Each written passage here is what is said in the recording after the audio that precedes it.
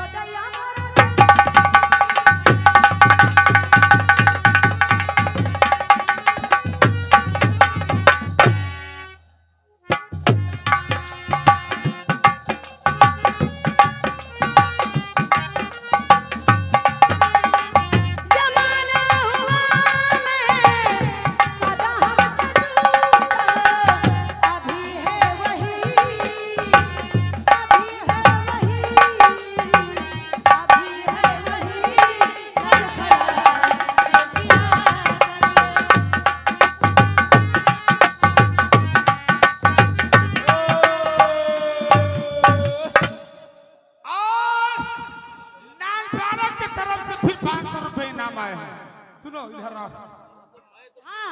शुक्रिया लगाओ गाने की फरमाइश से कौन ले जाए मोर चिट्ठिया गवन की। चिट्ठी सरो हमरे अलावा के ले जाए थे बताओ। या तो तुम ले जाओ। सुनो और फरमाइश की तुम ले जाए, तुम ले जाओ नारियल गुड़ भर रही हो। गुड़बे बाग तो पहले धारा ही तरफ ये प्रधान जी के फरमाइश से तो हो लाल लाल होती बसे हाय परसे लाल लैया हो किरा से चुएला किरा से चुएला।